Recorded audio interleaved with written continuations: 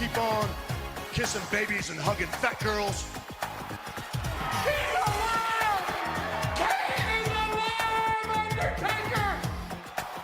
You are a sniveling little suck-up sellout full of suffering succotash, son. It's me, Austin! Oh, son of a bitch! What? It's me, Austin! It was me all along, Austin! And you t-shirts are too tight too, Billy! And you book a match with me against Ryan Keelan? Look at me! I'm a total package! I will rip him apart! I'm pissed now! Where to, Stephanie? WrestleRoasts on ad-free shows and ATC.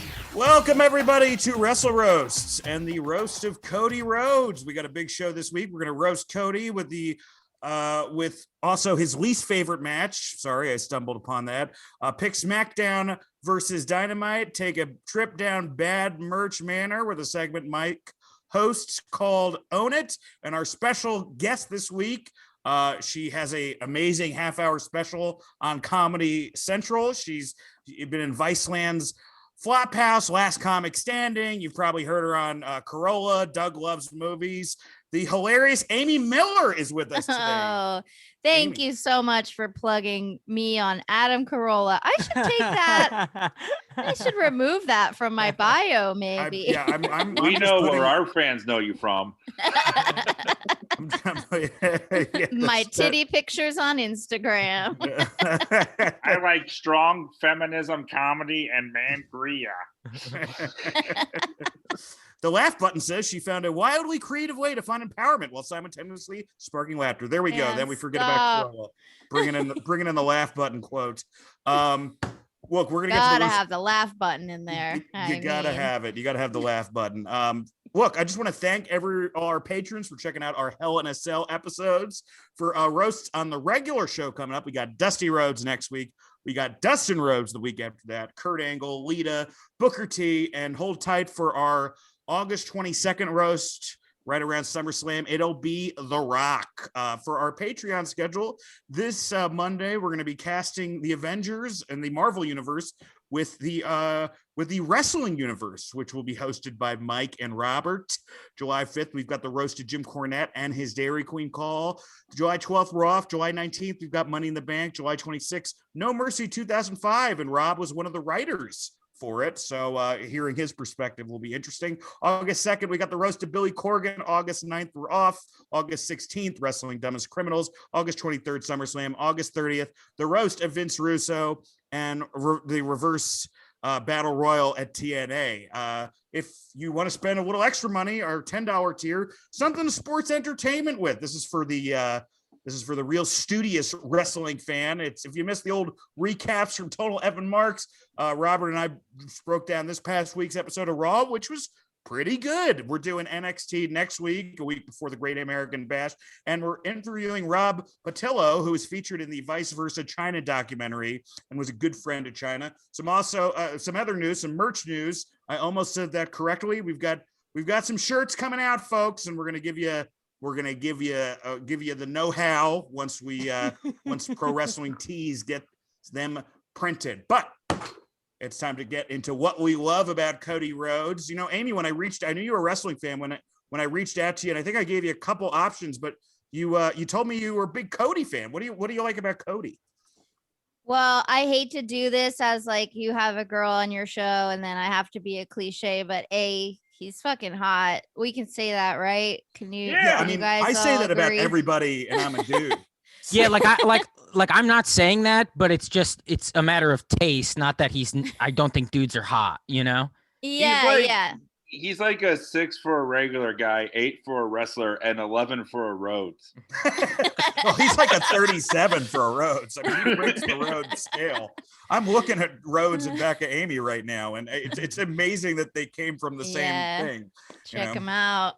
I mean, the hair, it's good. I'm sort of like an accidental wrestling fan because, I didn't put that up in our house.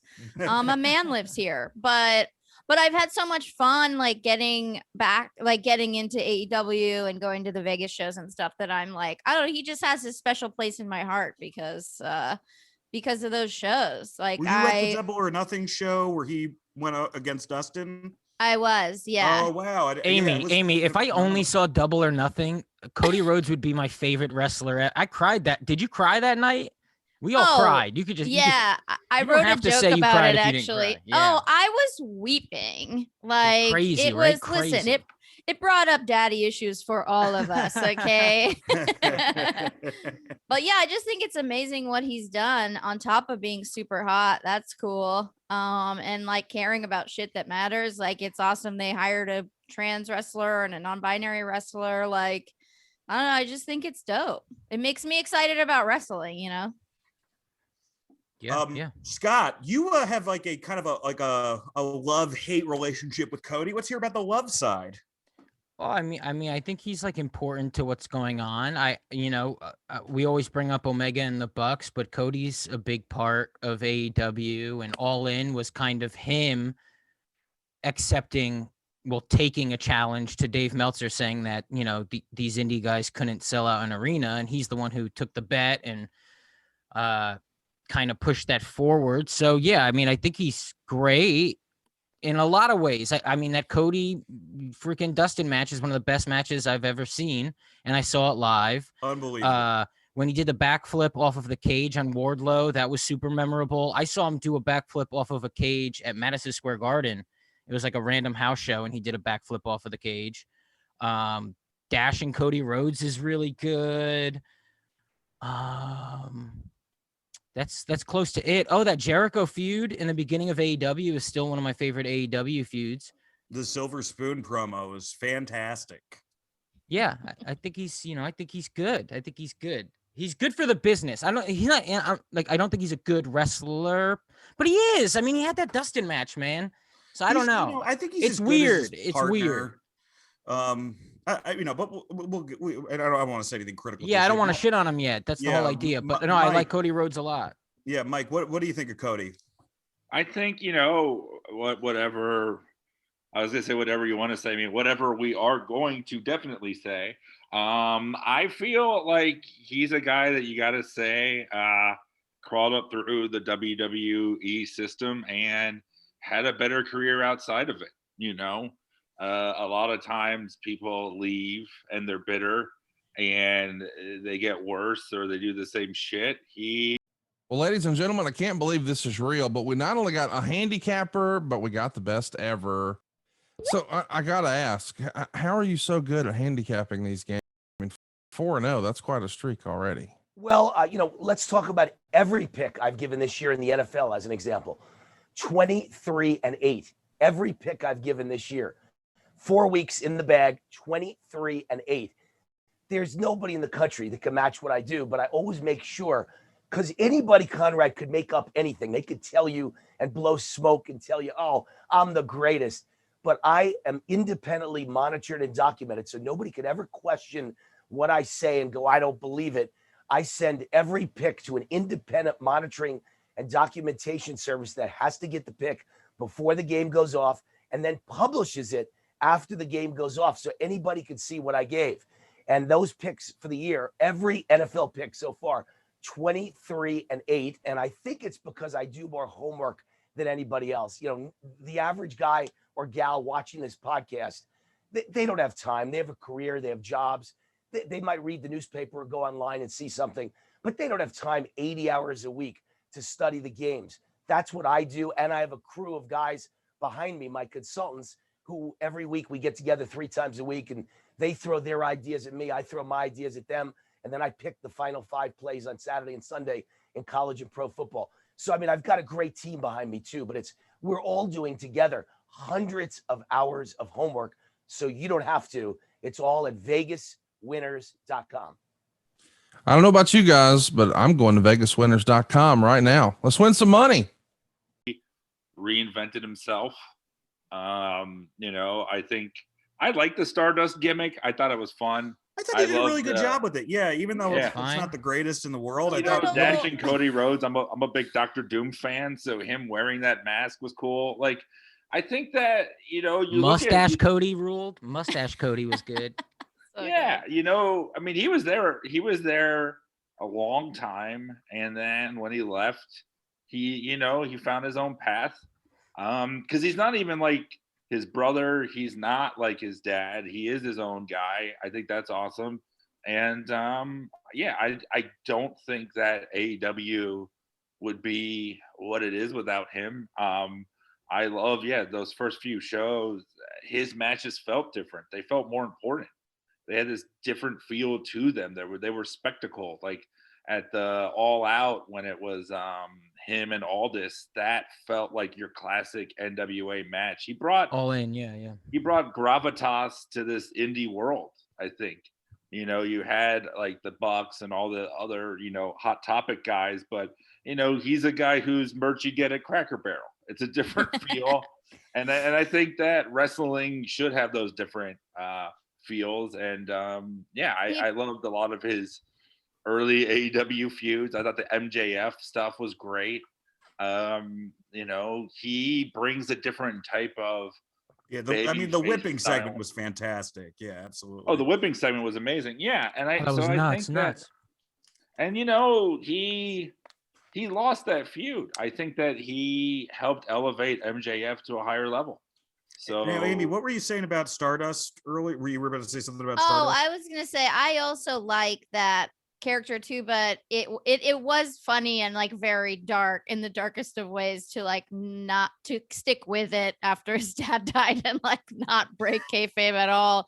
Like it made made it weird, like, even creepier exercise. Yeah. And it probably truly was. Yeah. And also like Mike, you're saying he brought this gravitas. Like I agree, but and also like a family legacy that wrestling fans like adore. Like if this had all failed, which was truly him betting on himself, which I always love as a comic too. Like you leave and go to the indies and just try to get like as good as you can and like build this new life for yourself outside of your family legacy, but still honoring it. And then like create this massive thing, which I was like remembering like it's crazy how fast this happened. I feel like the last 2 years for all of us feels like 10 years, but then you remember like Double or Nothing was like it just happened. Like they built this shit so fast and it's really impressive. Yeah. And who knows how big it would be if it wasn't for COVID, I mean. Yeah. And I think, I think it's something we like to say on this show, we're a fan of wrestlers first before companies and all of that. And the fact that they have another place, more opportunities, I think we're all going to be for that. And, Cody helped make that happen. And he'll tell you that every time. Robert, what are you a Cody fan? I like that he loves pro wrestling.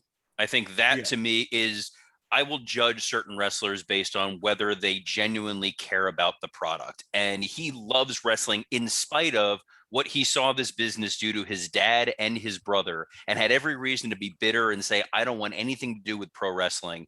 And he saw it as a pure art form. He avoided a lot of the pitfalls.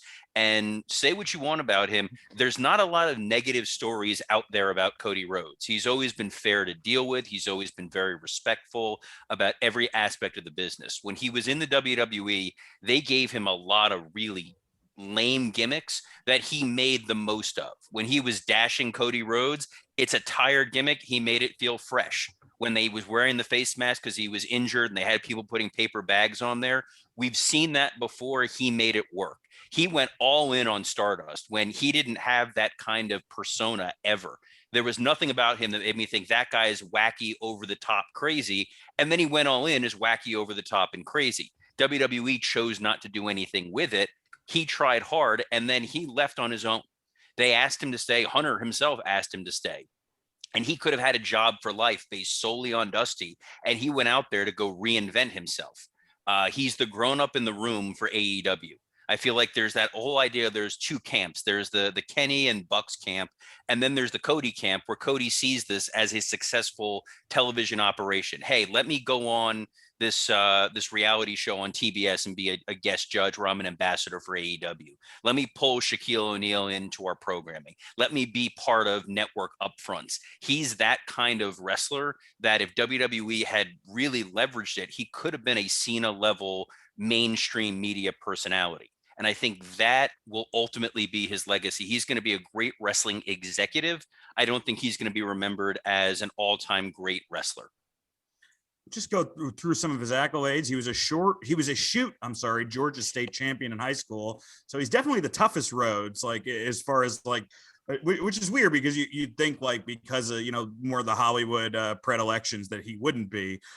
Two-time AEW TNT champion, CBS promo of the year. That was the Silver Spoon one. NWA champion, Ring of Honor champion, six-man Ring of Honor champion with the Young Bucks, Sports Illustrated's Wrestler of the Year, six-time tag team champion WWE, two-time Intercontinental champion WWE, and the IWGP United States champion. Great matches with his brother, with Brody, with Jungle Boy, with Darby. And one of the things that I think you should get more credit for is he brought back the classic white Intercontinental title, which is like one of my favorite titles ever. And I know this isn't a Brandy bright side, but I met Brandy and she seems, super nice, very legit, nice person. I like her cooking videos.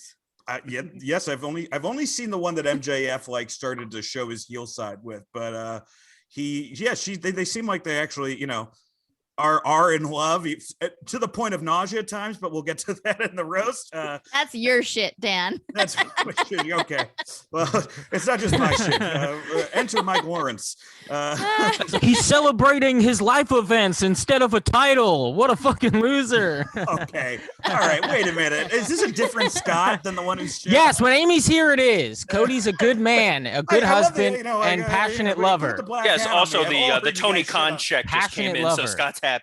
And more than anything, guys, Cody Rhodes is Jeff Jarrett's best possible outcome. Amy, where do you want to go in today's roast? You get to pick your placement as our guest. Oh, how many people are going? All five of us? All five of us. Okay. I'll go third. Third, the sweet spot. Zach, who's up on the firing line first for the roast of Cody Rhodes? Dan. Oh, that's me. The roast of Cody Rhodes. Staring at Cody's neck tattoo is the only way Jackson Riker can come. Oh my God. I had a frog in my throat. Because listening to Dan talk while trying to tell a joke is the only way I can come. I just butchered that one. All right. If you combine Cody's hair and Dustin's past, you'd get Brigitte Nielsen. Hey, Cody, is it ballsy to leave WWE if nobody noticed you left? Anthony Agogo says that one benefit of partial blindness is seeing only 20% of Cody's outfits. Cody has more action figures than good matches. Before getting engaged to Brandy, Cody asked his father's accent for approval. Cody may have been born with a silver spoon, but it turned dark brown after his feud with Jake Roberts. Cody came up with Bagman because he was used to guys carrying him. He was the first TNT champion because he's the wrestler most likely to blow up the company. His theme song sounds like something a high school band writes with supportive parents. Dad won't let me use his car, so he bought me a Jaguar. Cody Rhodes says AEW is inclusive, but the only one on the roster with an ethnic name who's gotten screen time is Pharaoh. The most progressive thing Cody's done is trust a Jew. When Cody, Ted DiBiase Jr., and Randy Orton came up with a faction name, it was between Legacy and which one of these things is not like the other. I mean, say what you want about Cody Rhodes, but he is without a doubt the most liberal wrestler to secretly post a picture of Hillary Clinton with vampire teeth on 4chan. He got his daughter's name Liberty after hearing wrestlers in the crowd shout it during commercial breaks. The Nightmare Collective was taken off TV, but still worked tirelessly backstage to come up with Cody's promos. Cody and Brandy will star in Rhodes to the Top, which I thought was a TLC special about Mandy fucking Otis. And finally, he was the fourth member of the Elite that Tony Khan called to start AEW. When Cody picked up the phone, Tony took a deep breath, buttoned his collar, wiped his brow, and said, I got one question and one question only. What's Adam Page's number? Thank you, guys. That was my set. Who's next? Scott. Okay. I'm not saying Cody Rhodes can't be trusted, but his personality is the Grinch running for mayor of Whoville. He somehow exudes a type of confidence that makes you go, is this guy about to steal my land? He acts like he's running for president against George Washington.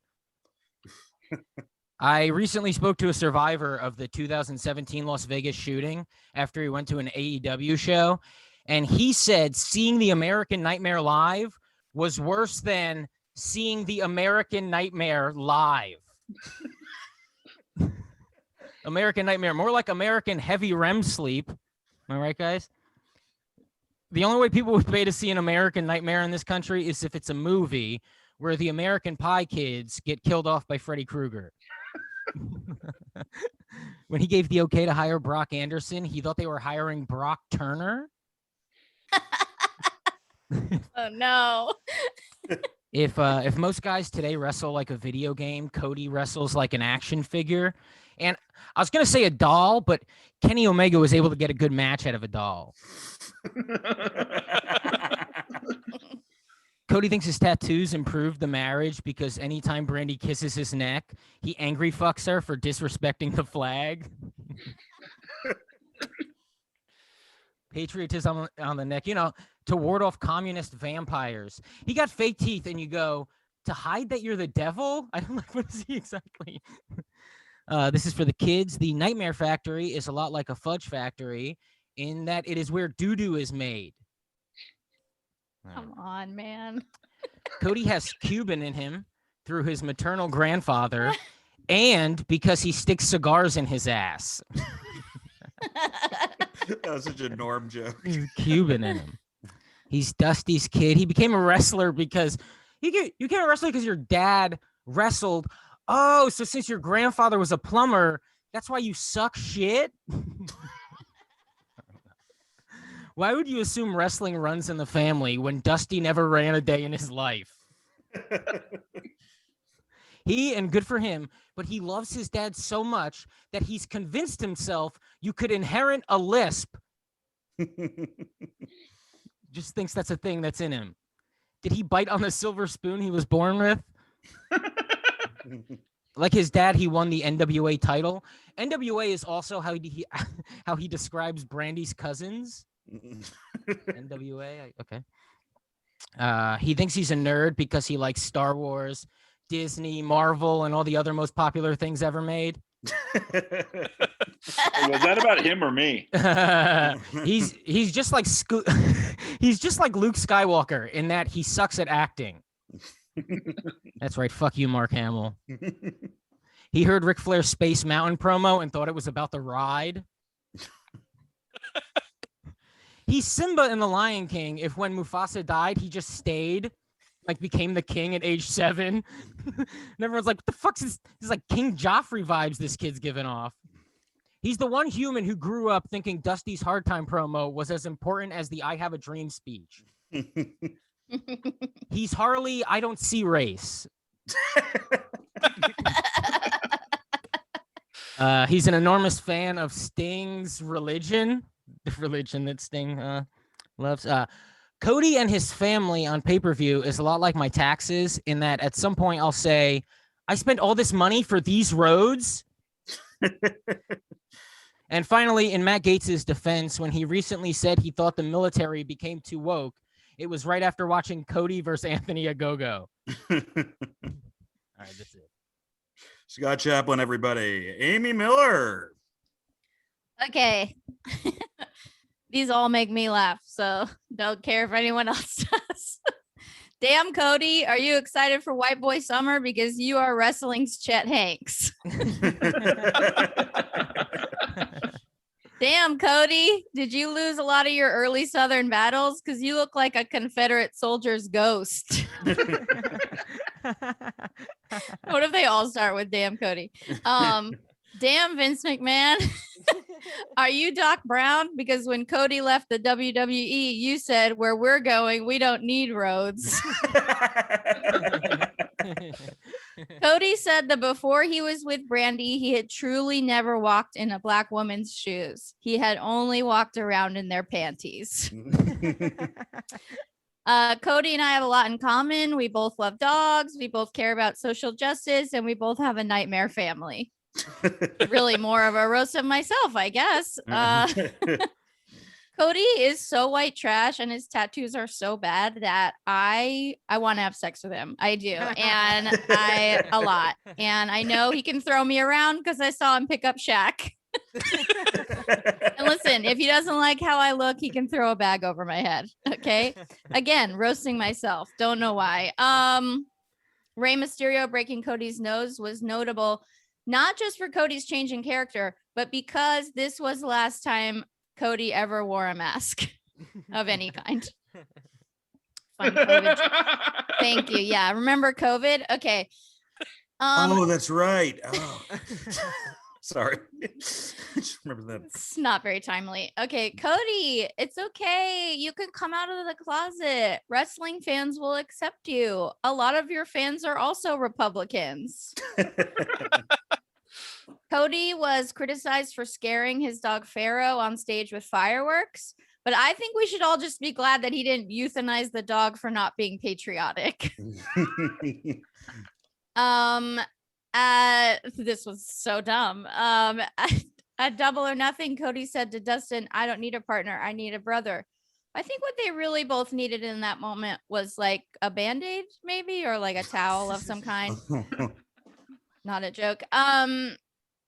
Cody's Double or Nothing reunion with Dustin Rhodes made more fat guys cry at once than every time they canceled a McRib again. Come on.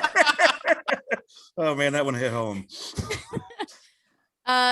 Cody helped create the first company in a while to really compete with the WWE. So now Vince McMahon does Pepsi and Cody Rhodes does Coke. That's it. Dude, that was great. Amy Miller, everybody. Amy Miller. That was awesome. Thank you. Zach? Robert. Oh, Hey. Robert It's true. Cody is the American nightmare, a rich white guy who found success solely through nepotism. Cody is what happens if John Cena believed his own character. Cody has dyed blonde hair like Jared Leto in American Psycho, weird tattoos like Jared Leto's Joker in Suicide Squad, and with AEW, an overly indulgent passion project that people pretend to like, just like Jared Leto's 5 Seconds to Mars. In short, fuck Jared Leto. Not a lot of people know this, but Cody was not a planned pregnancy. His father lied about putting on a condom, so Cody's mom was the first victim of a dusty finish. Cody got his nickname Dashing when the creative team noticed the audience fleeing for the concession stand whenever his music hit. Cody has a love for America so intense and creepy that America should consider getting a restraining order. He has a patriotism that's usually reserved for a Budweiser Super Bowl ad. Cody loves America so much that he named his daughter Liberty. Though being such a company man, he was willing to name her State Farm. Dusty Rhodes was one of the most charismatic men of all time, and somehow all Cody gleaned from that was, I should talk with a lisp. Cody wrestled as Stardust, an homage to his father. Stardust was also what Dusty's nickname for cocaine. Cody is so obsessed with living up to his father's legacy that you know at least once he accidentally called Brandy Sapphire. Cody Rhodes is nothing but over-the-top patriotism mixed with unwanted information about his family. He's Facebook come to life. It's tough to take shots at this guy because Cody really loves wrestling. Look at the way he works, the way he cuts a promo. He thinks he's Flair out there. Don't get me wrong. He's Flair. He's David Flair. That's not fair. Cody is a lot like his father. Dusty used his power of running a company to keep himself a headliner well past his prime, while Cody used his near infinite influence to put QT Marshall on TV, to which I am forever grateful. That's it for me. Robert Karpeles, everybody. And last but not least, Mr. Mike Lawrence. First of all, I would like to thank the many, many wrestling fans and forbidden dogs listening throughout the world that miss and mourn me, Dusty Rhodes, the American Dream, ever since I've been down in the ground, baby. Secondly, I would like to thank the many, many ring rats that are now angels in heaven that give me, Dusty Rhodes, sweet, sweet blowjobs and allow me to have some wonderful dusty finishes if I please.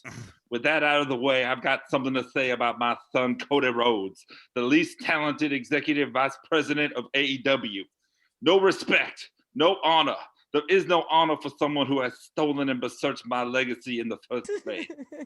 You have ruined my name more than Tony Khan has spent Shad Khan's money. And let me just say, that's a lot of trips to the pay window, Daddy. Papa Buck is more proud of his kids than I am of you. He also looks more dead than I do too, Daddy. Cody has put embarrassing times on Dusty Rhodes and his reputation. You know all about embarrassing times, Sonny. Embarrassing times is when you announce you're going to have a baby on live television, do a gender reveal, and name the damn kid Liberty, reminding me that I gave you too much damn freedom growing up and should have put you in your Daily's place. Embarrassing times is when you bring your poor dog out for a pay-per-view entrance and don't consider that maybe it'll be scared of all the noises and pyro.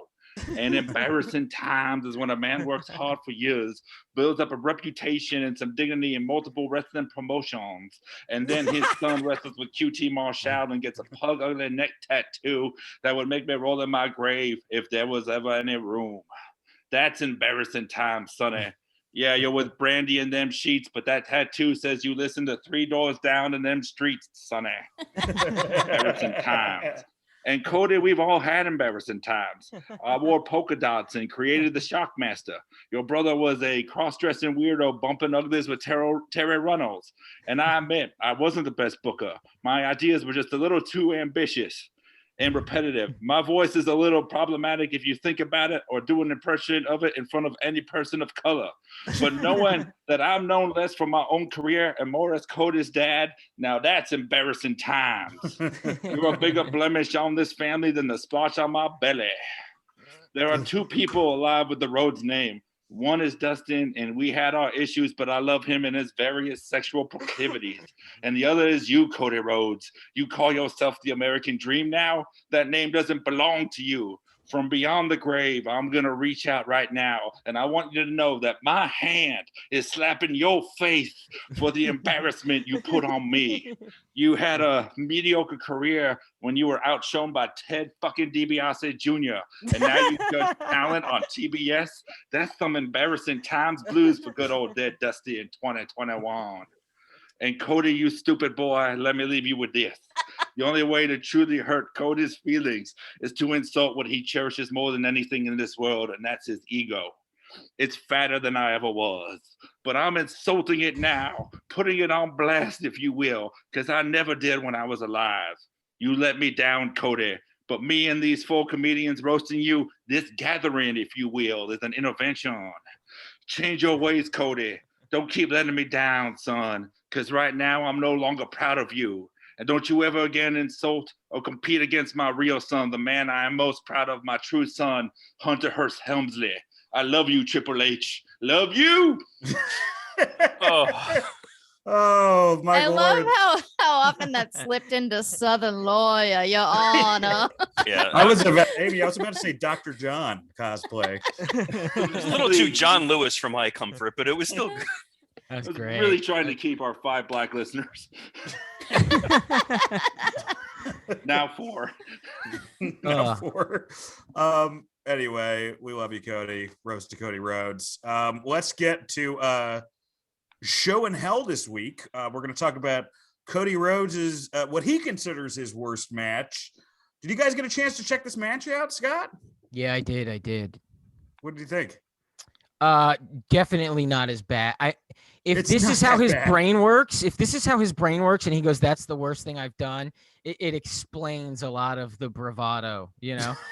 It's fairly regular. Maybe The finish because, you know, sucks. That's basically it. look, maybe because there's an audience, you know, and so anytime I see an audience, I'm happy to be watching it, even if it's not that great.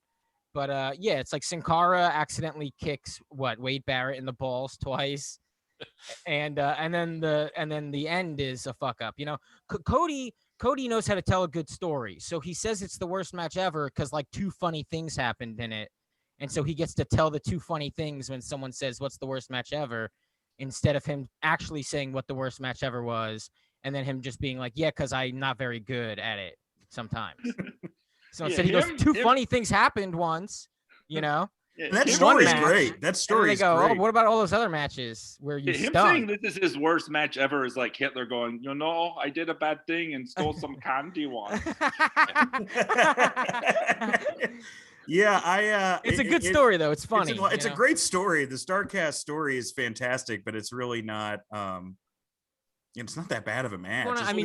How do we mention the Starcast story? Do you want to mention what happened? Basically that, Ted DiBiase gets pinned, and the match was supposed to go for like twice as long, and Ezekiel Jackson was supposed to get a big tag, and Ted DiBiase Jr. walks backstage, and he's like, the referee tried to fuck on me.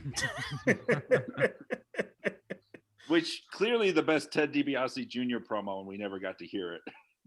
Amy, did you get a chance to check this match out? Yeah, and I couldn't. It was like I had to I thought I had the wrong link or something because like Right. Cody seems to be wrestling fine. Like I didn't notice any major fuck ups. I got the impression. I mean, besides what you guys are saying, which is he's throwing us off the scent from really bad matches. Is that it was just a general shit show. Like nobody, and it's like, yeah, we all know those moments that are like everything went wrong that day. He also like. He talks about another match he hated. I read this interview and and it's just like 6 paragraphs of him describing his travel fuck ups, like missing his flight and stuff. And it's like, yeah, no, we get it. Like travel sucks before a performance, but also like sometimes you wrestle bad. Yeah, I couldn't figure it out and then like had to look it up and then watch it again. I'm like, yeah, I guess it seems shit showy, but nothing major. Also, it's like Daniel Bryan gets the pin, but like the drop kick Daniel Bryan does is excellent. Before this, it's like a near perfect drop kick. Like, so like when he did it, I was like, okay, yeah, I mean, that's weird that that's the finish, but that was also like, it looked really good. That was like impeccable form. Also, Daniel Bryan's in it. Yeah. It can't be Sin the worst Cara match so he's ever good. had. The thing you have to understand, though, is Cody has a couple of agendas going on here with this. He hates Sin Cara. They never got along. I think Arn's told the story a couple of times. Like they genuinely hated one another. So the opportunity to bury Sin Cara was there for him. Ezekiel Jackson, not having Ezekiel Jackson in this match made this 10 times better than it probably would have been. If he would have gone in there for the save, he was clumsy, he was clunky. Nobody liked working with him. So the match would have been a lot worse. I thought the match was totally fine. And the botch wasn't that bad because this was a taped episode of SmackDown. If this was really so egregious and this was the worst thing that happened and it has thrown off plans for WrestleMania, Vince would have had them retape this no matter how awkward it was. They would have come up with something with his shoulder was up, the referee, XYZ, whatever it would have been. It wasn't that bad. This was just Cody has sour grapes against certain people and wanted to bury them. We've seen Cody have worse match. We watched that Peter Avalon match. We watched the QT Marshall match. We watched the Anthony Ogogo. Pretty much every match I've watched of Cody in the last 5 months was worse than this 6-man. The worst part of this was heel Michael Cole on commentary, which is impossible to listen to. That is nails on a chalkboard bad. Well, also was the end, correct me if I'm wrong, was the end of that match too like Cody proposing the idea of jumping back in the ring but then like not being backed up in that, and so I feel like that was like a embarrassing moment Because for apparently him. Wade Barrett had already gone up the ramp. So he was already gone, and they're like, well, what the fuck do we do? It's weird if just the 3 of us run back in. Yeah. The most depressing part of this is watching this and realizing this was 10 years ago. And I'm still watching this thinking like, oh, they can do something with Cody and Ted and Wade Barrett and make these guys stars. And you realize how badly they dropped the ball on 3 really talented performers. I mean, Brian obviously eventually took off in spite of the presentation here. Sin Cara was a lost cause. Ezekiel Jackson was going to flame out. But the fact that Barrett and Ted and Cody never really achieved any kind of success, even though they were all being set up here for something greater, is a really bad, indictment of what WWE creative was at this time. Yeah, But it's almost, and he left like right after this, I think. Like it's almost right now 10 years to the day of Cody announcing like his leaving the WWE, which is wild. I mean, I think he's done a lot with that 10 years. No, 10 years? No. he was still gotta there be like by 5. I bet you it's 2015 or 5. yeah, 15, 16. He was. I This is bet you it's pre. something- He was you're in right, you're 31. right. He was in that ladder match. Yeah. It's You're right, something you're right, very right. short. Yeah. Yeah, it's crazy. Yeah, I think that I mean, I'm sure Cody thinks he can say whatever he wants about Ezekiel Jackson because his daughter is half Ezekiel Jackson. I feel like this was I think kind of the Scott's point. I think you were trying to say, Scott, it's like he picked the worst thing that he picked was the thing where he's fine in it. Yeah, it's like Sin Cara fucked up. DiBiase got mad. Wade Barrett wasn't already went backstage. He It's all like also I was kinda trying to do my job and everybody was fucking up. He also weirdly nags Daniel Bryan because he goes, yeah, this was like pre-yes chant Daniel Bryan. It's like, well, yeah, but he had done Ring of Honor before this. It's like he was excellent in that in many programs. I just do think that when I was watching this, you kind of do have to admit whatever we want to say about Vince or the world of wrestling or whatever, the fact that the best guy had the best career is kind of refreshing and nice. The guy who looked the most like a star became the star. I mean, the Sin Cara thing, it's just, I remember that was Triple H's first big talent acquisition, right? Yeah, and can I defend Sin Cara for a second? No. I know it didn't I really work. like him. Yeah, I know it didn't totally work, but I thought it was a cool thing to do with the blue lights, and obviously with the Fiend that kind of came back to haunt us. But I like the music a lot. I did really like the presentation, and it didn't, for whatever reason it didn't work. But I wouldn't consider that a failure. I would consider that a swing and a miss. Amy, you like Sin Cara a lot? I would say Dan, you're the Sin Cara of podcast intros. Well, yeah, in this match in particular, I feel like he's just sort of the star of the moment for me. I mean, he's I don't know, he's out wrestling everybody in just pizzazz alone. But I don't know, I really enjoy him. I truly think that Cody is embarrassed for some reason by this final moment outside the ring because he tried to make a creative choice, and it was if this was his improv team, he was gonna say one great zinger and someone ran across the stage, I don't know, I think that's why he hates this match. But it's just a theory. Was amazing when you were talking about how great Sin Cara was in this match. At the beginning, Sin Cara's entrance, all of his jumping in the ring and jumping out of the ring, I'm he's really great when he doesn't have to touch another person. Yeah, he's an acrobat. It's just fun to watch. Without him, we would have never gotten Reginald. That is a pro. No, the downside to Sin Cara was he comes in with all this hype as he's the greatest Mexican wrestler since Rey Mysterio, and then they gave him carte blanche, and they never gave wrestlers carte blanche. Every wrestler had to work everything out with an agent. Everything had to be WWE style. They're like, all right, this guy is special. He's different. Let's let him do whatever he wants. He didn't know how to work their style. He was botching a lot. He wasn't selling. He wouldn't listen to anybody. And that put the kibosh on other more talented wrestlers getting the opportunity to kind of stretch their legs for a very long time. Vince doesn't trust easily. So when Hunter's like, let this guy do what makes him special. And what makes him special is he fucks up a lot and he just doesn't sell for anybody. They're like, all right, we're going to pull back on everybody else. So you had a really talented roster of guys like Bryan and Kofi Kingston who really could have torn it up. And then they got restrictors put on them even more than normal because Sin Cara was such a disaster. Yeah, I think what it would have been funny with Sin Cara is because they had one of the clones then play him when that guy left WWE, Hunico. but they had Hunico play him. Yeah. Oh, Hunico. But it would have been really funny if they just never dropped the character, but he has just a different body type every time.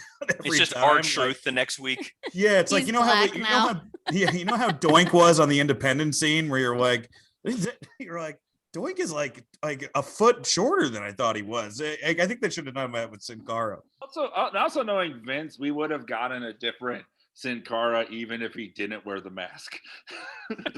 It's People true. don't know the difference. I feel where he really screwed up Sin Cara was when he started having really bad matches with other Spanish-speaking wrestlers. Like there was that match with Alberto Del Rio where he like hurts his thumb and wants to just stop the match, and Alberto's Yeah, he hates wrestling. It's hilarious. He like every time he got hurt, it was immediately timeout, timeout, timeout. Call my mom. Call my mom. I'm not playing. I don't have to play. She said I don't have to play. Yeah, and so like because I felt like that's what they were gonna do. We'll put him with Chavo, we'll put him with Del Rio, we'll put him some of these guys, and they did that, and he still botched. And they're like, okay, well, he sucks. And I mean, let's give all the credit in the world to all the non-English speaking wrestlers who never fucked up this bad. It's not a great excuse. Well, the Japanese guys learn their shit in English. They call moves in English.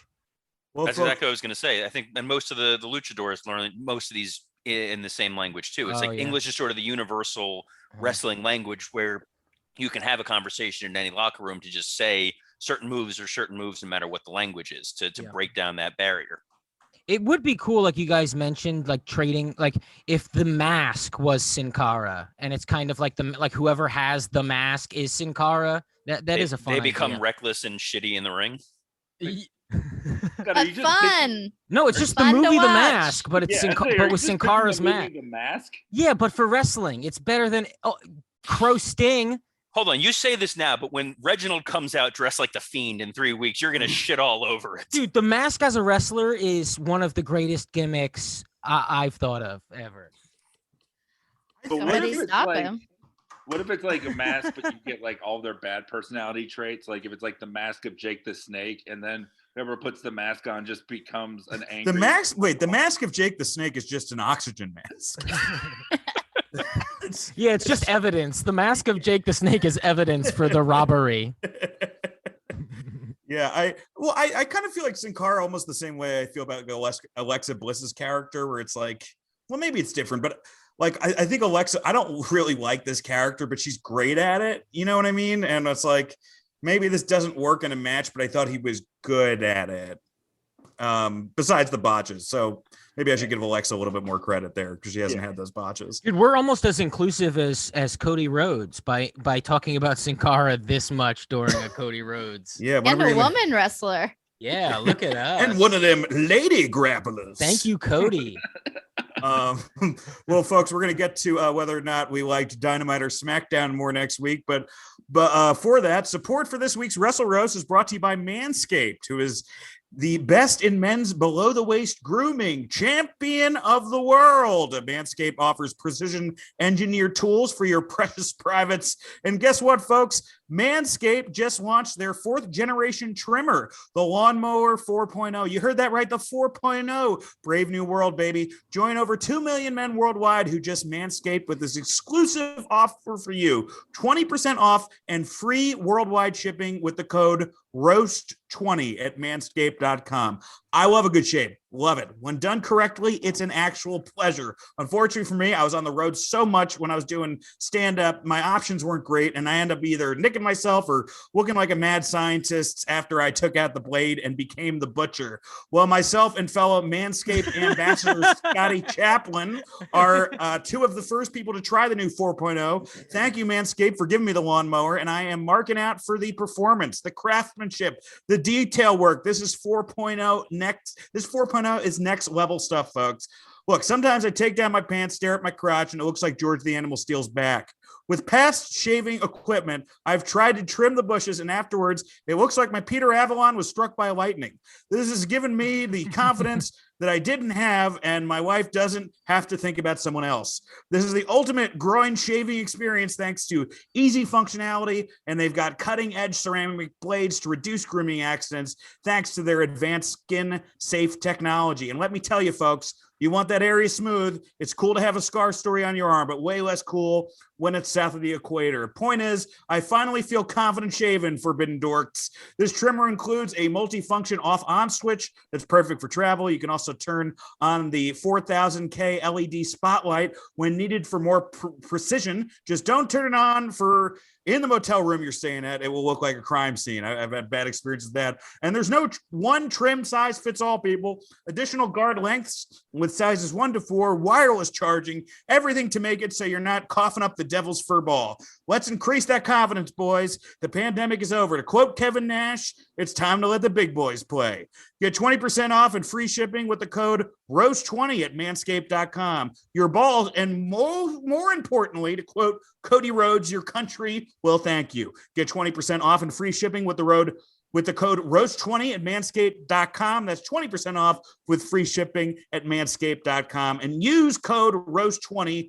Unlock your confidence and always use the right tools for the job with Manscaped.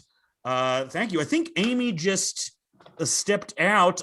So I wanted to thank Amy. She was fantastic. Yeah, she was great. She Yeah. just stepped out, but you can go to amymillercomedy.com for her upcoming tour dates. Can't recommend enough to see her live. She's one of the best comics I know. Yeah. Said without a doubt, one of the funniest roast sets we've had on here. So thank you, Amy. Thank you so much. Let's get to SmackDown versus AEW. We will start out with Mr. Mike Lawrence. Which show did you prefer? This was last Friday's show. I'm going to get a date for you guys, just so in case, because this is tonight. I guess the new Dynamite will be coming out tomorrow night. So this was the June 18th SmackDown and June 18th Dynamite. Mike, which show was your favorite? I'm gonna go Dynamite on this one. SmackDown is a reliably good show, but it also feels like I'm often watching the same show. And I always criticize like the women's matches as 9:25 live. It feels like 8:50 every Friday night is when the women's segment is on SmackDown. So they're very repetitive with it too. It just feels like, SmackDown was all about that main event, and the main event was decent. It definitely felt more like an angle than like a great match, which is nothing wrong with that. But I thought outside of that, there wasn't that much. And I liked, some of the character stuff on AEW. I liked the MMA thing. I just thought that it felt different. I thought it was cool. And I think the best segment in wrestling of the week was that Proud and Powerful FTR promo piece. It was only like 90 seconds, but it told you everything you need to know about these guys. And now I want to see them wrestle because of it. Both of those guys are such great promos. Everyone talks about Dax Harwood, but Wheeler's just as good. Or Wheeler, I forget. I get them confused, but I thought they were both great. Robert, which show did you prefer? I'm going to go SmackDown on this one. I was excited for the main event. I like the way that they built up the Hell in a Cell main event for the show, and I thought that Roman and Ray delivered a pay-per-view style match. What was disappointing was they put a lot of weird commercial breaks in the match, which kind of took me out of it a little bit, except I had DVR. I was able to fast forward through it. I like that they gave you a clean finish again. This was not a lot of weird chicanery and nonsense. We saw that shit during Hell in a Cell on the pay-per-view. This felt like two guys locked in a cage having a fight. And when Roman choked out Ray, that was a definitive finish. And it felt like, all right, Roman Reigns is a monster. There was every reason in the world for Ray to have some sort of saving grace or them to pull some kind of nonsense. The Usos weren't involved. It was a straight up one-on-one match. I enjoyed it. I thought it was a fantastic match on a overall easy to watch SmackDown. AEW, I love that Proud and Powerful video package they did with them in the Revival.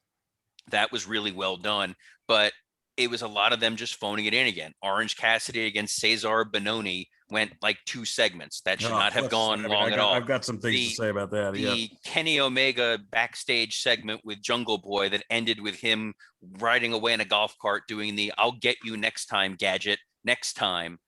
He's your world champion. He shouldn't like be in that, man. I little don't know. comedy Yeah, it was great. Robert's It was- nuts. That was that was great. that was man. pretty was dumb. great. He's And your then world and champion. then there's no way I can be in Shut favor of I know they're a joke of a company. I shouldn't take them seriously, because they also did one of the worst segments ever, which I feel like you should call child services. Arn Anderson should have saved his son Brock from going on television. Between the gut hanging over his trunks, the fact that, to quote Scott, he has no ass, which is really disturbing. And Wait, I said that? No, not about him, but in general, you've commented on wrestlers Oh who yeah, have no man, ass. you need and an ass to bothering be a you. wrestler, man. There's no ass, and he's beyond bad. Like, he was not ready for He's not. television. He was for putting somebody out there like that. He was sloppy. He was not coordinated. They didn't protect him, and this idea of it's his first match. We saw Bad Bunny's quote unquote first match. Bad Bunny looked like a superstar. Brock is a next generation star, and they put him out there and he looked clunky and sloppy, even with them protecting him. And it did him zero favors. And now he has this like Eric Watts stink on him of nepotism, combined with just being a guy not ready for TV. They could have given him more time, trained him. There was no rush. It wasn't like people were like clamoring, like, holy shit, we got to see Brock Anderson wrestle on TV. That's going to be the game changer. Keep him off TV for a year. Let him train. Let him get better. Use the pedigree and build it up. He was not ready to be put out there, and it was clear. There were some moments that were really cringeworthy. I really want him to now come out with Billy Gunn as Mr. No Ass Man. I'm no ass man. He doesn't look fat. He just looks like a guy who was fat, lost 300 pounds, and his body is just kind of adjusting to it. You know, it's like kind him of and Anthony Ogogo are both the Subway spokesman for different reasons. You know what's amazing? You know, like people will always be like, "I'm 80 years young." Like, he is 23 years old. Like, he's got that Anderson curse. I mean, my problem was it was just like a thing. Like, we still haven't heard him talk at all. He still feels more like an idea than a person, and I feel like not having a go-go be a part of this anymore when he was the centerpiece. And the one thing that you could hope to say about this whole fucking fiasco of a feud was that it would at least get that guy over, but he's not even there anymore. It's just, yeah, it's a mess, but I will take a lot of AEW's misfires over WWE's like bunts, you know, like I just feel like SmackDown feels like the same show every week a lot of times. Well, dude, and it's not only Roman, it's Baron Corbin versus Shinsuke Nakamura for the 6th time. And also everybody, Baron Corbin, it always feels like Baron Corbin is fighting himself. I've never watched a match and anybody gotten anything out of him. It's always him making them suck. It just sucks. It's boring. He stinks. Brock Anderson, yeah, Robert's right. I mean, his fundamentals are pretty good. I thought, like, there was moments where I go, ooh, yeah, the psychology there, you know, there's that Arn thing, but give him 5 minutes, you know, make it the entire thing should have been 5 minutes. I mean, and it was how long? 15 or something. It's kind of, I'd be pissed if I was him. What are you guys doing to me? You know, I know it's Friday at like 11:30 at night, but are you trying to embarrass me on national television by making me go 15 minutes? It's just not doing him any favors. But other than that, the Omega Jungle Boy thing ruled. FTR thing ruled. The Penta match with Matt Jackson, blah, blah, blah. Nick Jackson helping with the interference was awesome. Wardlow versus Hager was a blast. It visually looked awesome. Hurricane Rana in an MMA cage. That's all I need. It's better than a fucking than a camera spot in a Hell in a Cell match. That main event was fucking ass. Just based on the ending alone, you don't throw a guy in a Hell in a Cell match. I thought the post-match stuff was really good. No, that's when he threw him out of the ring. See, the problem with the whole thing with Scott, that MMA thing, though, what's challenging with that is moves that don't matter in wrestling matches suddenly become killer in an MMA fight when it's the same headlock you've seen. It's like now they treat it like, well, this is now real. There was a lot of moves that were in there that just... It's better than having a scene from a television show on in a wrestling match. It is a television show. Yeah, but you're literally snipping like a thing that's filmed uncomfortably. They did it at Hell in a Cell too, and then you see a hand underneath the ring because they're pushing back the table. Don't do those things. Just don't do the spot if you don't want your guys to get hurt because there's no fans. Also, have fans. It's fucking weird what they're doing. It's like I'm telling them to open up. Like all of a sudden, I'm a goddamn psycho telling the WWE, hey, things are fine now. Open the fucking country up. What is he doing? This seems strangely intentional. It's weird that they run the CWC Center at NXT with real people. Yeah. Just have them wrestle there. Like it has gotten to the point. Like I don't think any of us wants a wrestler to jeopardize their health or get sick. But clearly there are safe ways to do this, and it's unwatchable. But clearly you should be vaccinated by now, and if you're not, fuck off. We're going outside without our masks. How about that? Oh, they'll be back on the road come Money in the Bank, and then you're going to remember that WWE crowds are fucking brutal, and you're going to deal with silence and weird chants and beach balls. Dude, anything. And I hope they boo clowns. Alexa Bliss. If they cheer Alexa Bliss, they're losers. Who else? If they cheer, do we get mad Scott, at? this is their first. For a lot of these guys, their first time seeing a woman in about 18 months. They're going to cheer Alexa Bliss. Who are we kidding? No, a woman pretending to be a child. Let's be honest with what's going on there and the guys who like I it. think that's very stereotypical and wrong. There are a lot of Postmates drivers that are female now. Well, I wanted to give my vote. I guess winner would be Dynamite just because my expectations were lower. I didn't particularly like either show.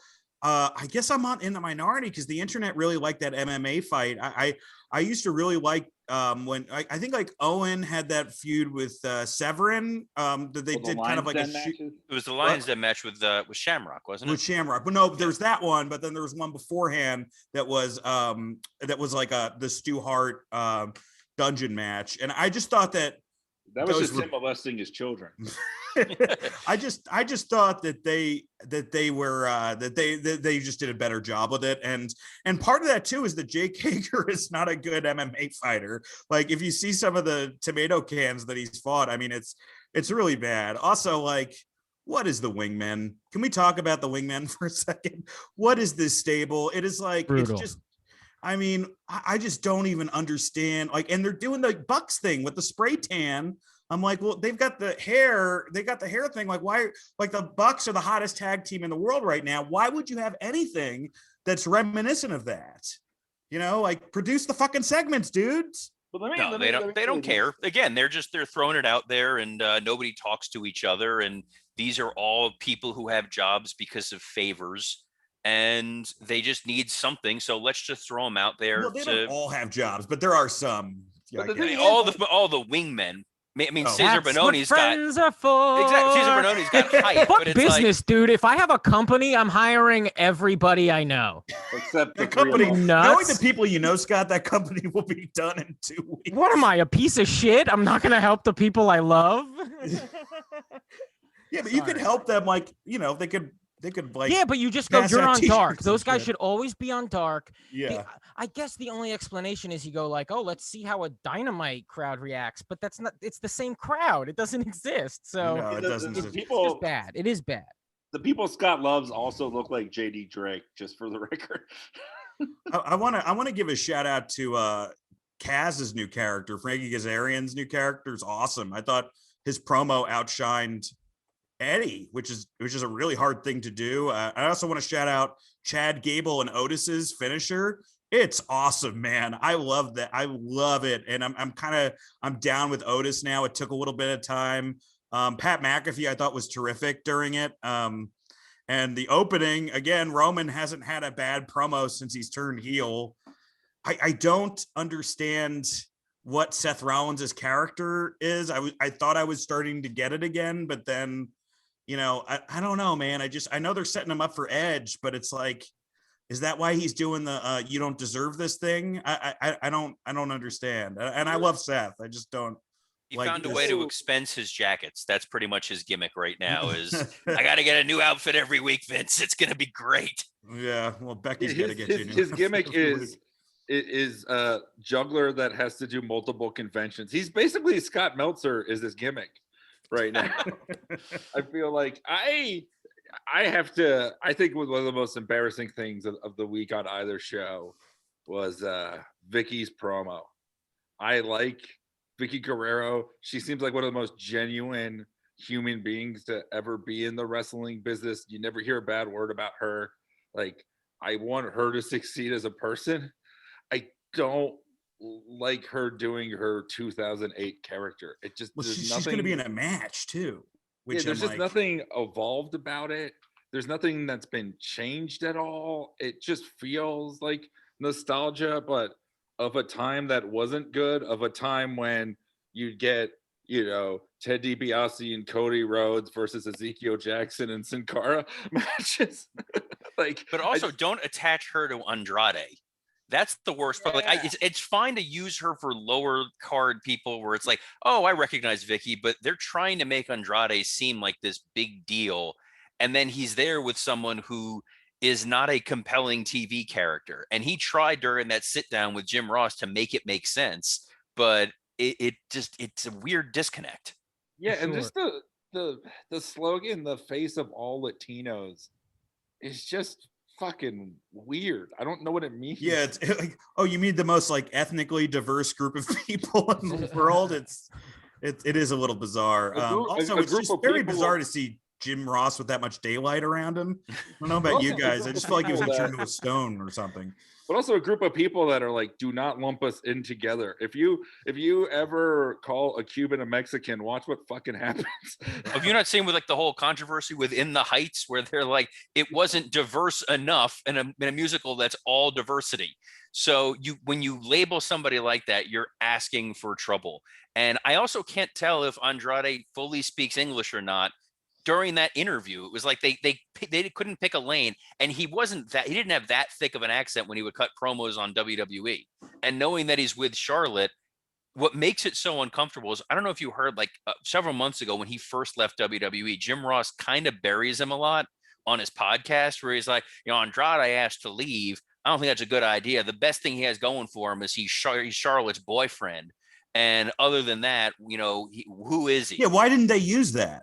They should. That's what I kept thinking they were going to set up and use that for this sit down and play the clip, since Tony Khan's all about everything is canon, and they just ignored it. There was a story to be told there, which is I'm the draw, I'm the star, I'm the guy that's going to change this business, and I'm going to make you understand that. Instead, it was just, let me show you how to pronounce my name and explain why I'm with Vicky. Hey, okay, Miro, can I say this? They did say that they will be making an announcement, right? They said that is it on Saturday or next Wednesday when they air?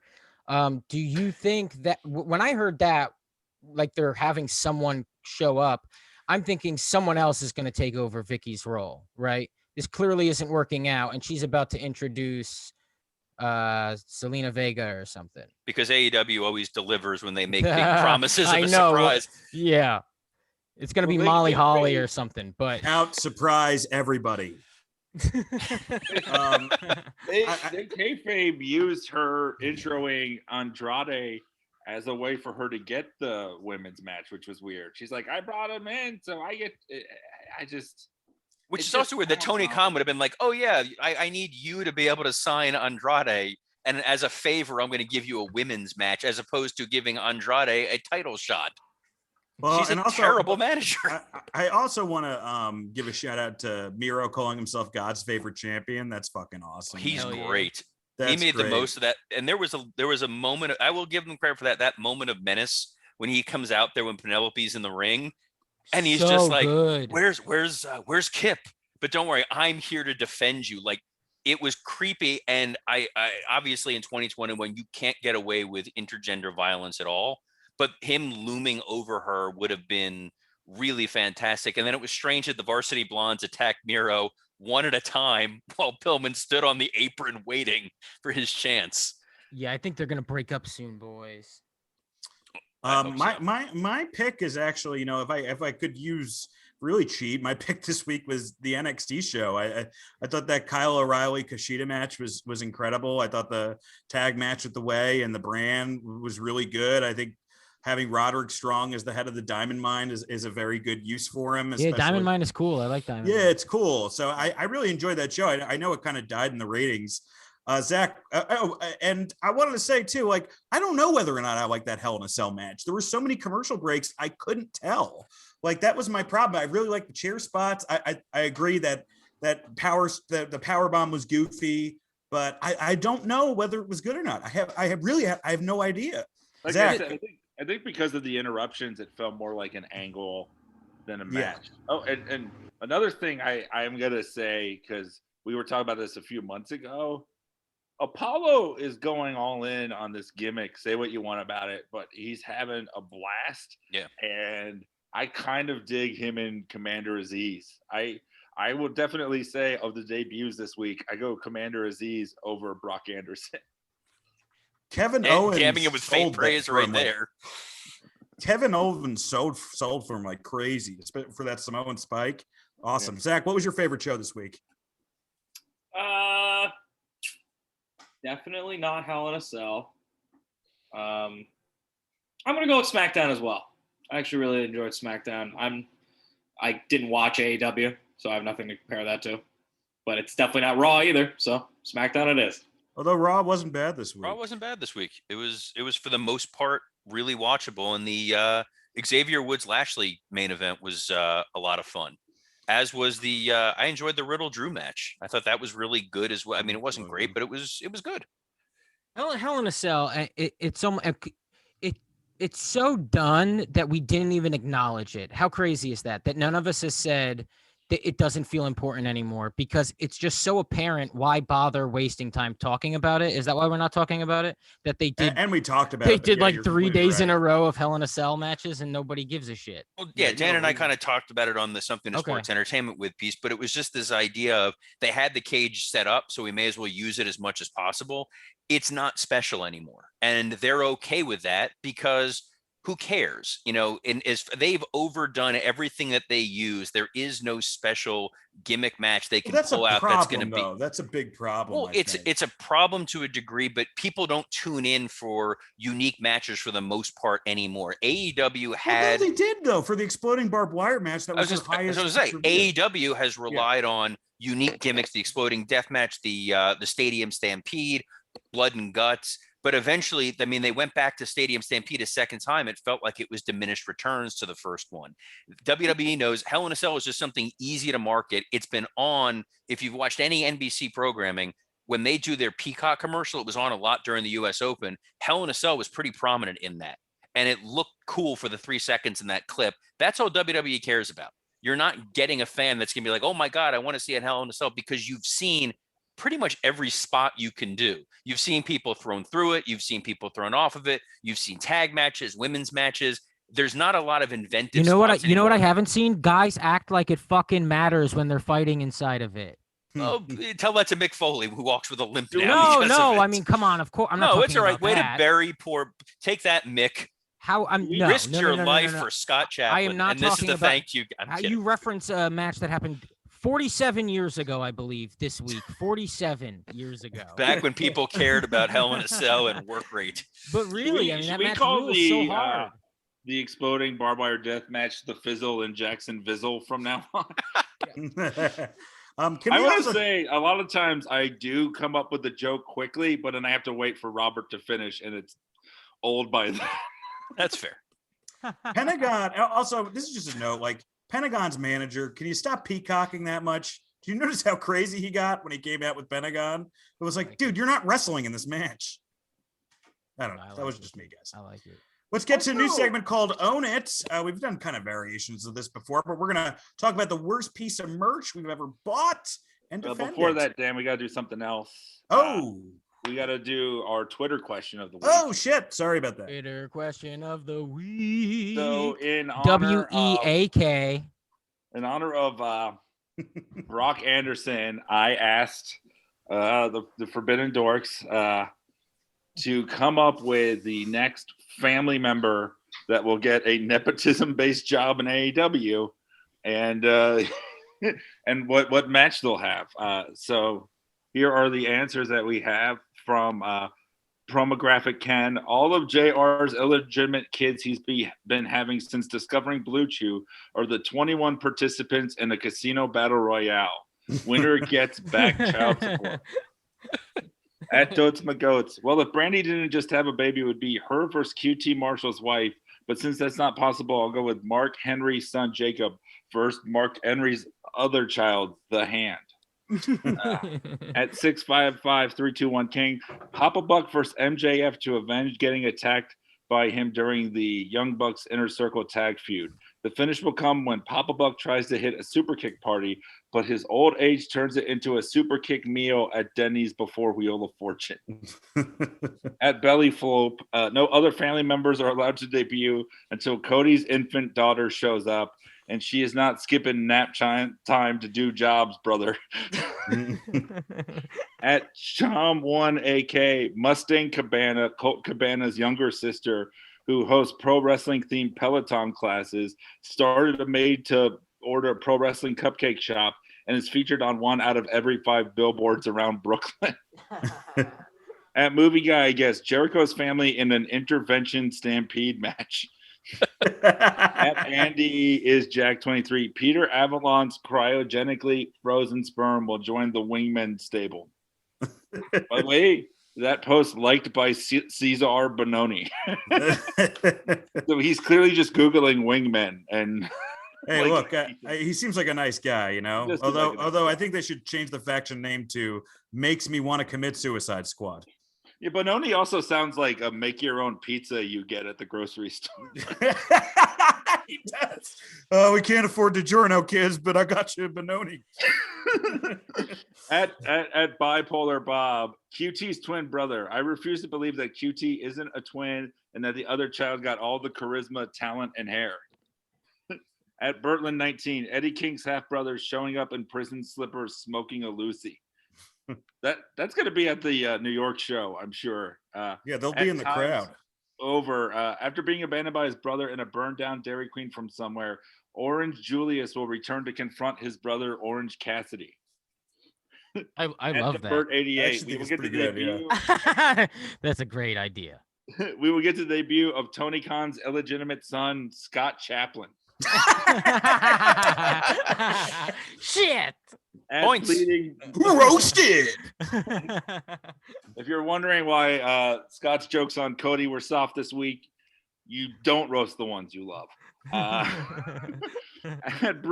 Bleeding Blue 20, Britt Baker's orthodontology professor will debut in mixed tag matches against Cody and Red, not Brandy Velvet. And then there was just a picture of Isaac Yankum.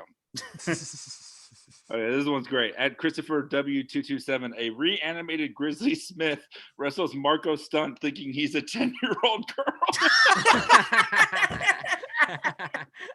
Yeah, we should have that guy write our roast, especially my set this week. Jesus. At Scott Ferry, after a brief feud, Papa Buck's brother, Uncle Buck, will attempt to bury the hatchet with Shivani's dog, Bug. At CBU CLB, Thunder Rosa's sister, Ponderosa. At Wanko Stuff, Andrade El Idolo's third cousin named Adolfo El Idioto Martinez Garza Barajas de la Rosa. At Plus Lindsay, we'll get Moxley's baby versus Cody's baby. Oh, that's happening. At Fantasy Bookers, Darby's real dad to feud with Darby's stepdad, Sting. And at Smarknado 781, the bastard of Pac. Oh man, we got the best fans in the world. Check out our Twitter feed. Mike will be dropping our next question of the week, unless you have it right now, Mike. I don't. Okay, so check out our Twitter, and it gives you more chance. Follow us on Twitter. Follow us on Instagram. Join our Facebook group. There's a lot of fun stuff going on there. Become a patron. Leave us a 5-star review. Leave a review. Blah blah blah blah blah. Now, At WrestleRoasts. At WrestleRoasts. Scott, you're drinking a Capri Sun? Yeah, well, it's a Kool-Aid jammer, but it is, it doesn't exist without the Capri Sun existing. I'm just glad you before didn't use it when you were debating Robert. Hey, I Mike, was thinking about it while I was debating Robert, if that makes it any worse. I'm just glad you don't record this podcast from the boxcar with your other brothers and sisters. Hey, let's turn it over to Mike Lawrence for a new segment called Own It. Mike. Yeah, so this is what is one of, I'm not gonna say but one of the most shameful things you've bought as a wrestling fan. Robert, I'm gonna start with you. All right. I haven't bought a lot of wrestling stuff over the years. I think one of the benefits as a kid of there not being a WWEshop.com was the amount of effort it took to get a wrestling shirt, unless you went to a live event, saved my wardrobe from owning a lot of Big Daddy Cool Diesel shirts as a kid. But a couple years ago, a buddy of mine was getting married and I wanted to get him something special. And someone I knew was like, hey, they're doing this autograph signing. We can get this really nice picture done up of his all-time favorite wrestler, and he'll do a personal thing. I'm like, I think he'll love that. It'd be great.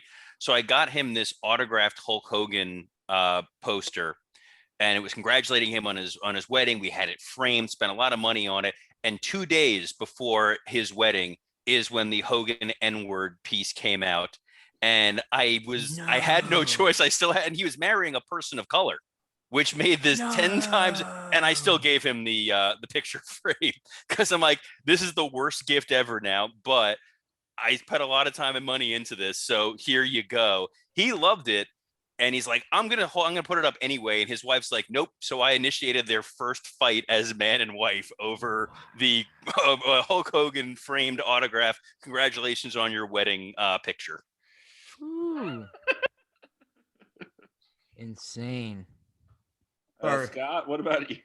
Oh, okay. So me, here we go. Ready? I'll show you.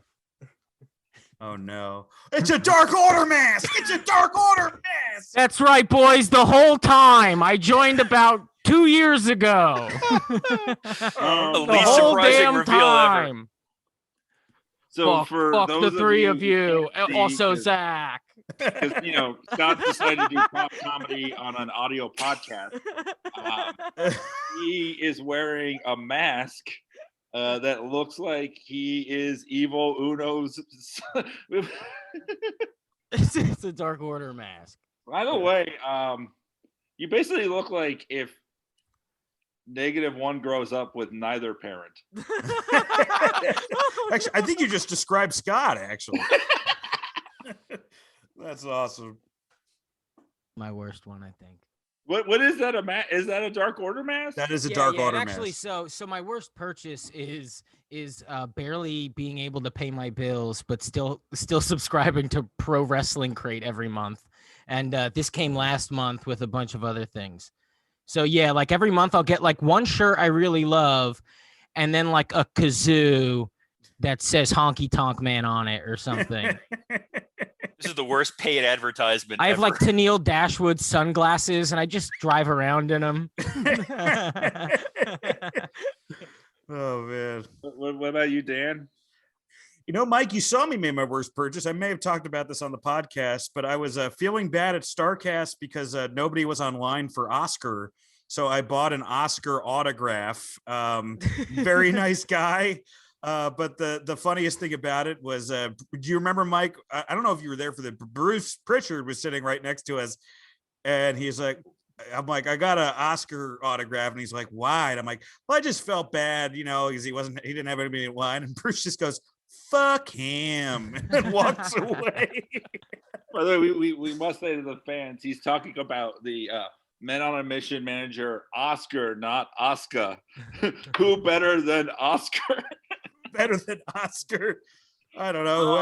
Whoever got on the public bus first that day. I'm not sure. Oh, there we go. Here's our weekly run-in. Oh, I'm sorry. I ordered a pizza. 1 second. I thought we'd be done by this. That doesn't sum up the podcast. This is just filling time for Dan until the pizza arrives. I have a very large WWF action figure collection. Dan got me one Earthquake Mattel Elite Series 35, and now I have about 150.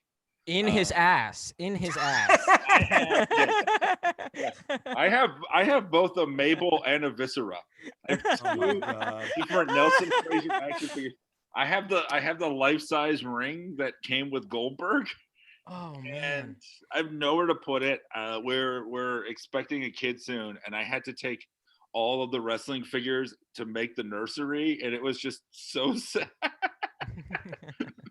my dog started to chew on Big John Studd. Yeah, also Dan has like a replica title belt, and those are super expensive and embarrassing to own. Did Dan give his? What did Dan say again? Oh, it was an autograph from. How dare he shame someone else and not him? Yeah, and also that was a total Cody Rhodes thing of like the most embarrassing thing was I Yeah. felt bad for He's somebody. like, felt bad for a loser. Yeah, that's what's embarrassing about leave Dan. the podcast for like 2 seconds and you just fucking trash me.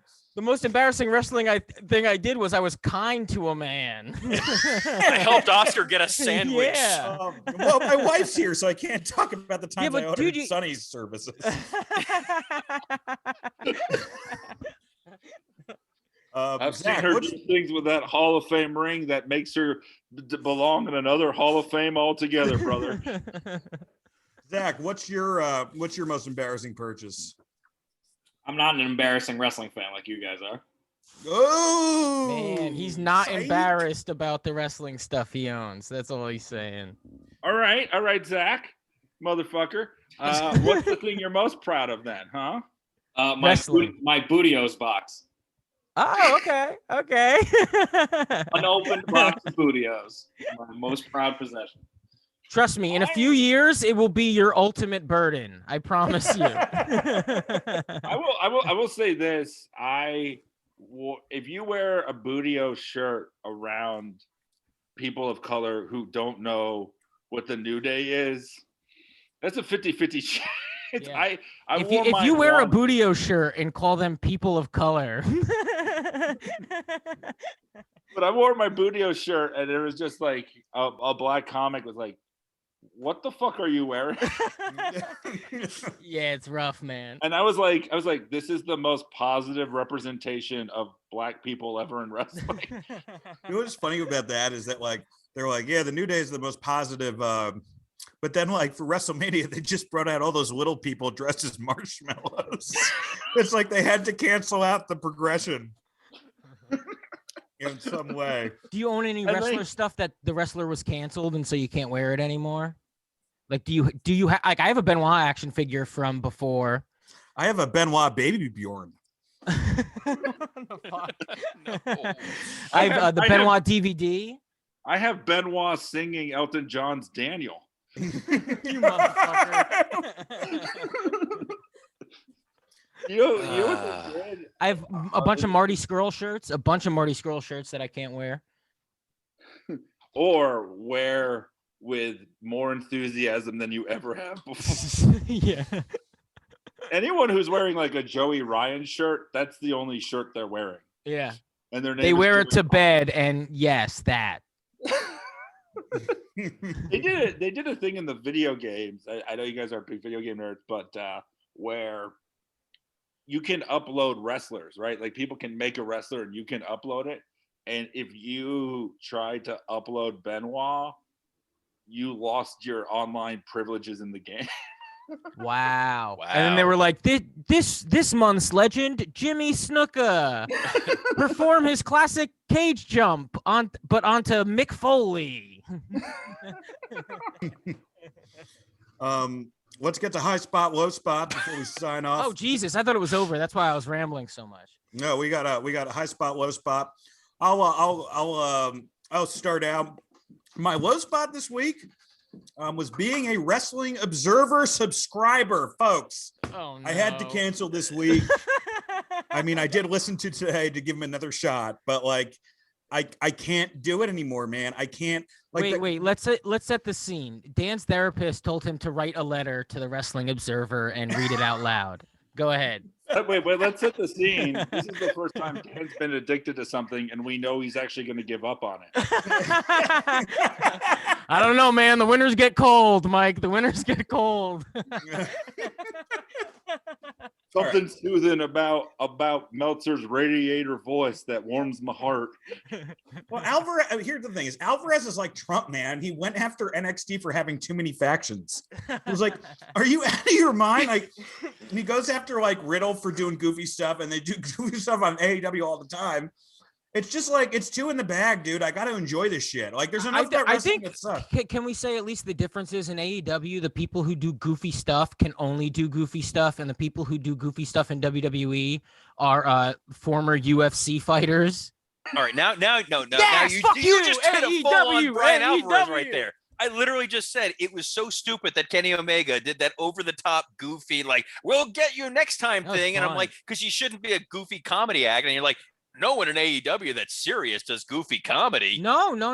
What I'm saying is goofy comedy is totally allowed. It's just, you're saying Kenny's thing is, yeah, he's so good he transcends everything. I'm sorry. Okay, it's not bias. It's just he transcends all the bullshit, you know? He's great at all of it. I didn't mean to disparage your Lord and Savior, Kenny Omega. Just so you know, Robert, Sunday was Father's Day, but anytime we talk about Kenny, it's Zaddy's Day for Scott.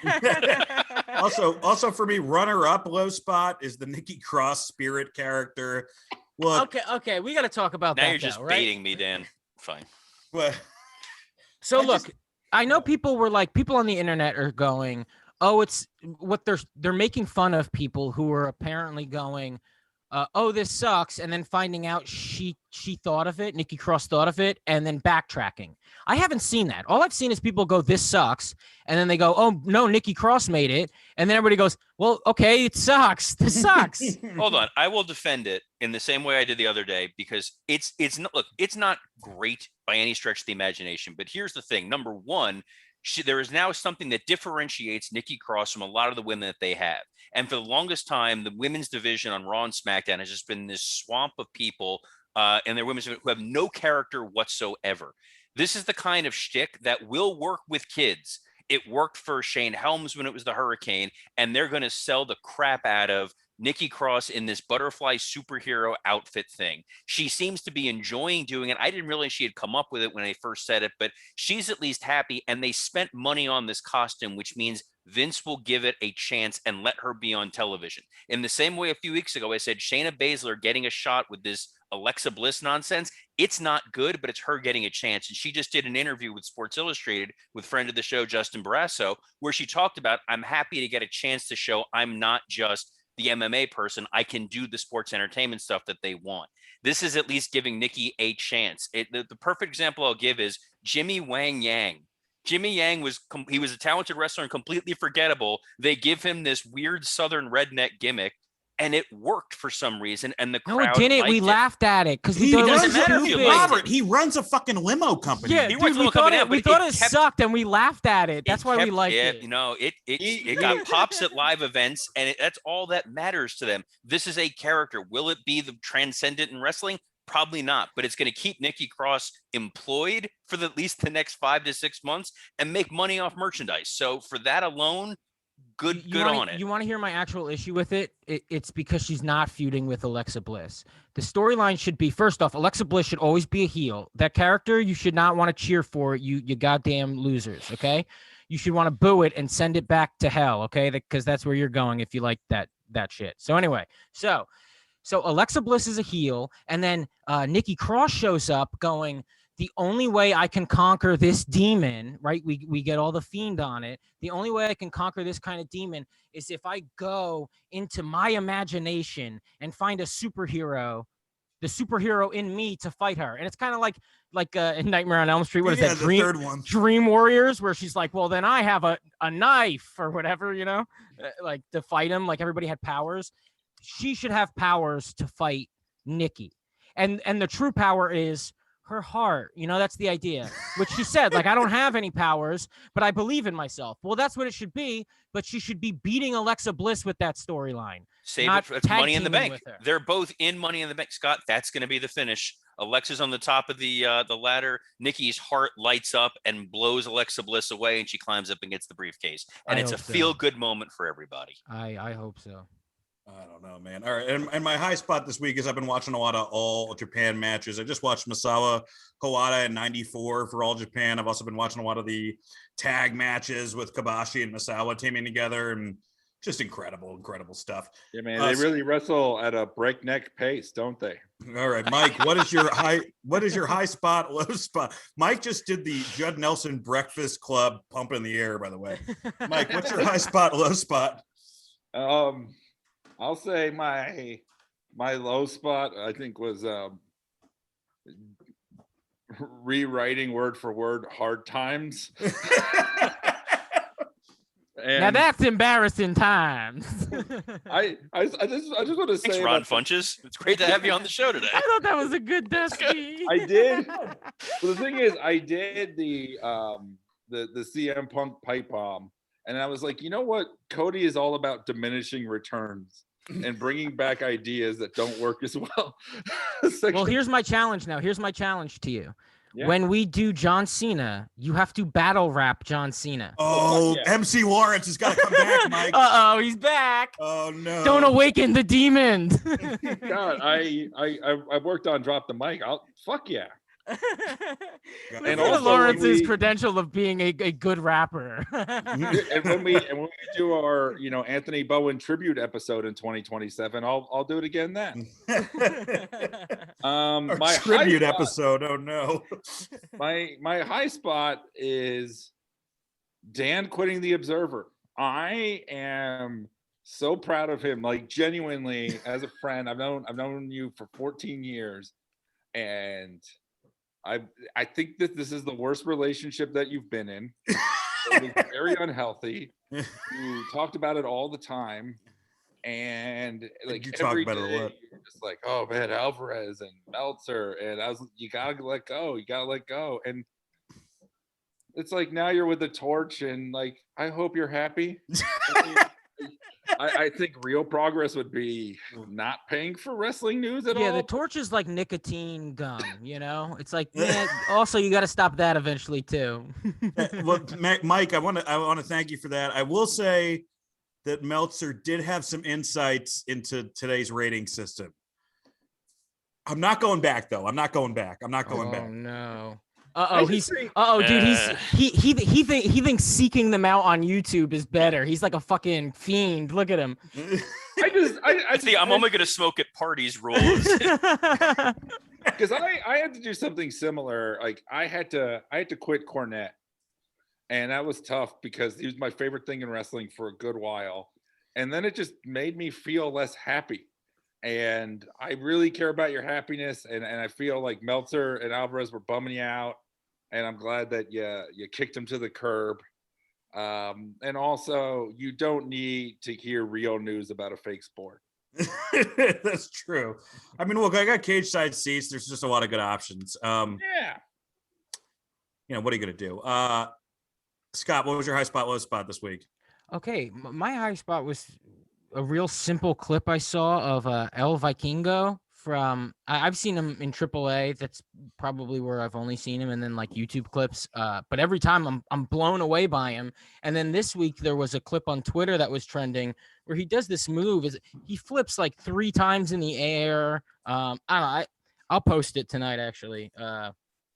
It's just really amazing, a really cool move, and I like when he gets shine, because then I get to fantasy book in my head and get excited about things, So I hope he ends up, in AEW fighting Phoenix and shit. That was my high spot. My low spot, I don't know. I didn't consume enough pro wrestling to really have a low spot. Like I consumed it at my own pace, which felt healthy, The pay-per-view probably, right? Would you say it was the pay-per-view?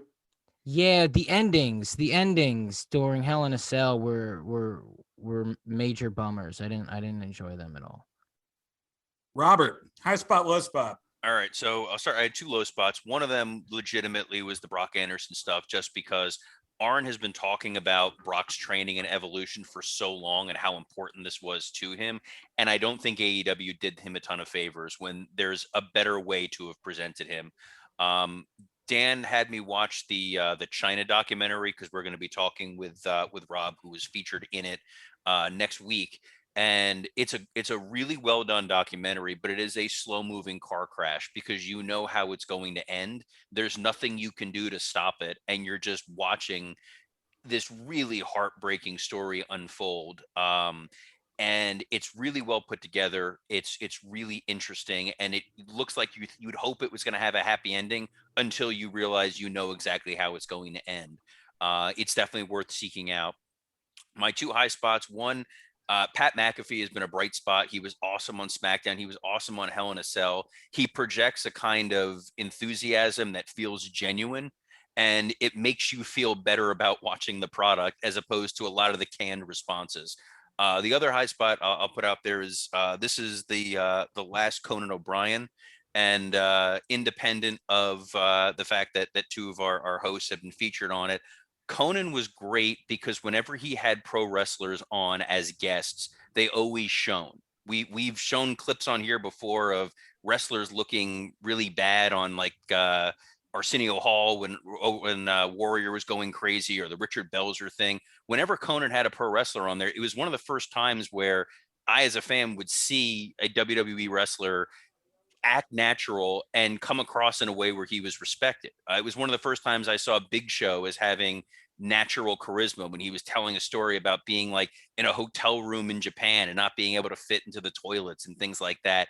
So it was great to see a legitimate late night host who treated wrestlers with actual respect, and when they were on there, they looked better for it. Conan followed with wrestlers the same thing he did with ingenues, where he just complimented how good looking they were in the beginning. And wrestlers immediately become like relaxed when you're like, oh, this guy thinks I'm hot, I can talk. Is that your strategy on here, that you're hoping they're going to hear it and want to come on? Someday Yeah, we gotta suck send this Roman's to dick. Conan. I will say this, like, I think Arsenio was great. Warrior was just gonna Warrior that night. He had better interviews than that. I think Conan was the successor to him for sure in terms of late night and being a welcoming place. That said, and I love Conan, but there's one interview, and I don't even blame him for this, but it was one of the most awkward things. It's him, I think, and he's interviewing Mr. Fuji and Yokozuna, and I don't think Cornette is there. And this is like one of his first months, I think. And you just feel for the guy so bad that he's got to handle a guy who can't, like the worst thing must be too, because, Yokozuna's in pure kayfabe, and then Fuji is like kind of speaking in broken English. And then I'm sure like backstage, Yokozuna was like, hey, brother, that was great, man. Thanks for having us. Must have been so fucking frustrating to Conan, because it's just like, he's just out there with a brick wall the whole time. And it's really fun. Yeah, I think that, and also Conan was is like legit 6'6", 6'7". So anyone who could even like stand eye to eye with him looked like a fucking star. Like, it's funny, all the comics posting Conan pictures, we all look like fucking Lily. I look like Indian in the cupboard. Yeah. You look like the leprechaun, Dan. All right. He's just we're all hornswoggles, and it's his ring, and we were just happy to be under it. But I think that and let's be honest, Belzer was good in his own way too. Just for different reasons. He made you believe. He definitely put somebody over. Yeah. Whether it was his choice, who knows? Zach, what's your high spot, low spot this week? Low spot was the finish to Hell in a Cell. And high spot was looking at everyone get so upset about Nikki Cross's new gimmick when it's going to be the most over thing in about a year. Well, I'm gonna quote you on that. Please do. Next week we got the roast to Dusty Rhodes for Show and Hell. We're gonna watch the video of the Four Horsemen breaking Dusty's arm, which is fucking awesome if you've never seen it before. Dynamite or Fizzle. And because it's 4th of July special, we will review John Cena's speech on Osama bin Laden. We will also decide which wrestler would be the worst to break the bin Laden news. in addition to high spot, low spot. So we got a fun show next week. Subscribe to the Patreon. We're doing the Marvel show this week. We got the Roast of Cornette the week after. It's going to be a blast, man. Thank you guys for supporting the pod. I appreciate it. Scott, you got anything? No. All right, Mike. No, just Mike Lawrence comedy on Instagram and amymiller.com. Check out her stuff. Yeah, thank you, Amy. Yeah, she was amazing. Great job. She's got some great clips on YouTube of her comedy too. Yeah, she was amazing. So yeah, support her work and buy her stuff. Robert? You can follow me on Twitter at wwcreative_ISH. Please, if take a time. What the hell was that? Take time if you can post a review on iTunes for us. That's definitely helpful. Also, if you're part of the ad-free shows network, there's a whole litany of comments and posts there. So feel free to talk about how much you like the show within the ad-free shows community, of which we are a part of. We really appreciate it, guys. And Zach? Wash your hands. Wash your goddamn hands. We'll see you next week.